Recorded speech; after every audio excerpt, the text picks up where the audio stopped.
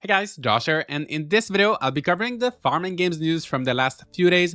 We'll go over the upcoming night market event for Palia, the unexpected delay for my time at Sandrock, a release date for Sugar Shack, and an update regarding the pricing of Fae Farm.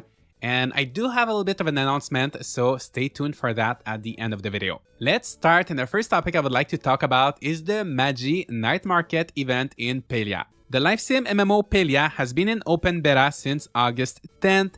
It has been receiving a few quality of life and content updates, and very soon it will get its first event. For 1 month, from August 29th to September 26th, the Kilima Village Fairgrounds, a new little area for festivities, will be hosting a night market with a ton of fun things to do. The area will be accessible by going to the southeast corner of the map, and if you go there between 6 p.m. and 3 a.m., you will be able to participate in different activities, collect stamps, and obtain over 50 different prizes, including a variety of Chappa plushies. I'm glad that the event is 1 month long, and I hope we'll be able to get rewards without having to spend too much time on this every day. But the good news is they will make all of these items available in some way in the future.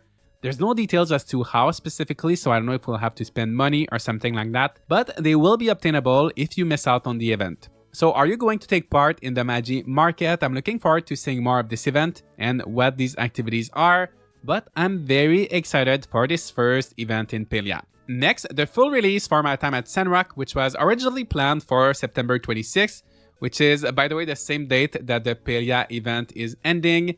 Well, that has been pushed back to November 2nd in order to ensure that the quality of the game meets the players' expectations. The game is already in early access on Steam, so you can play now if you want, but the full release on November 2nd also includes the Nintendo Switch, PlayStation 4 and 5, Xbox One, and Series X and S. I know that a lot of people were having technical issues with their previous game, My Time at Portia, on the Nintendo Switch, so if waiting a few weeks can guarantee something that will run smoothly on the console, I think it will be worth the wait. And honestly, this might sound a bit selfish, but there are so many games releasing in September, or as I call it, Farm September, that I'm actually relieved that games are being spaced out a little bit.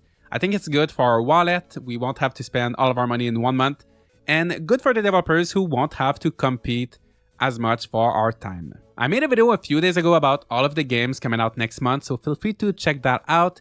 But just on the 26th, we'll have Harvest Moon, The Winds of Vantos, Paleo Pines, Mineko's Night Market, and that is on top of everything else that will release earlier in the month. Let me know if you're also relieved to hear about this delay, or if you're disappointed, because I know some of you have been eagerly waiting for the Switch version specifically.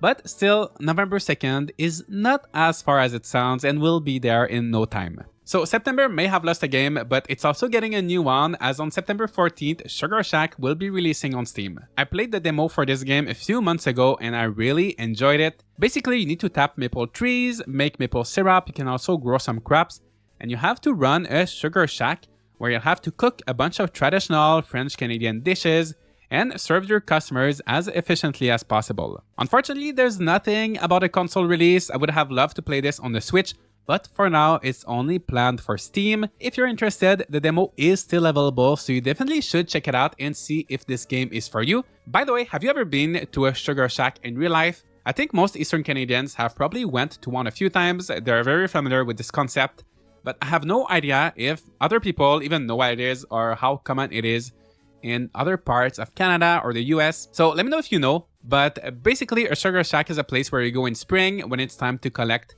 the maple sap that they boil to make maple syrup, and you go there and you can eat a lot of food.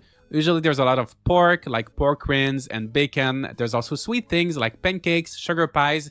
You can also eat like maple syrup on the snow, so they just pour the maple syrup on the snow, and like you have a little wooden stick and you roll it on the snow.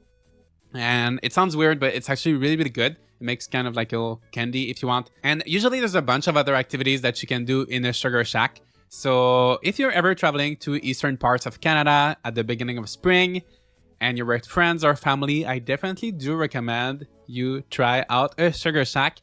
But anyway, let's go back to video games. On September 8th, Fae Farm will be releasing for Steam and Switch.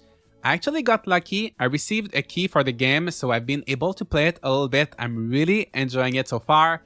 You can expect a video in a few days giving you my first thoughts on this game. But in case you didn't know, there has been some changes recently in regards to the pricing. Originally, it was set to be $60 or 80 Canadian dollars, but probably due to the feedback received in regards to the price, they have made some changes, at least to the Steam version. On Steam, there is now a standard version for $40 or 50 Canadian, and the previous one, more expensive, has been upgraded to a deluxe edition. The deluxe edition will get you, of course, the game, but also the official soundtrack and 2 content packs that are planned to release between December 2023 and June 2024. The details of these content packs have not been announced yet, so who knows what they will add to the game, but even if you do get the cheaper standard edition, free updates will be added along the way for all versions of the game. In their words, these updates will make your life in Azoria better and cozier than ever.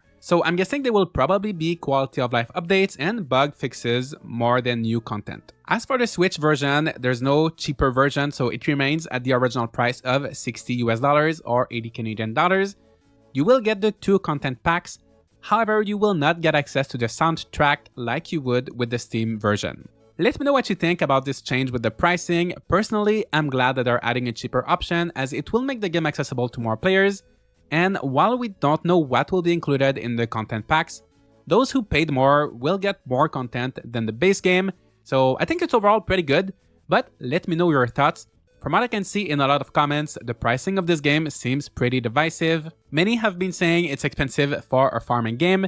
In fact, I think the only farming game that has been that price was Harvestella, and even the Story of Seasons and Rune Factory titles are usually cheaper. But so far, after what I've played, it does feel like a pretty high quality and polished game.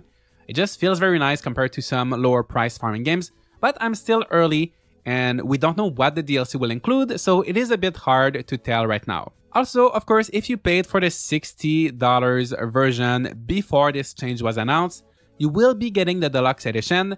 But if you do want to downgrade, you should be able to ask for a refund on Steam and get the standard edition instead. Lastly, my little announcement is from September 1st to September 4th, I will be in Seattle for PAX West, and I don't often go to events or conventions, so I'm really excited. Of course, I'm going to be on the lookout for farming games there. I hope I can try a bunch of demos, and I don't know how much content I'll be able to create. I don't know if I'm going to be recording anything, but what I want to say mostly is if you see me, please don't be shy. I'm probably going to be shy, but please feel free to say hi and come and chat with me. It's going to be fun. There's going to be a lot of people in one place, so I hope I can meet some of you there. I feel like that would be very fun. But yeah, that's pretty much it for today's video. Let me know what you think about all of these farming games news, and I know there is a lot to keep track of, so if you don't want to miss out on some of these news, feel free to subscribe and leave a like if you enjoyed, and I'll see you all in the next video.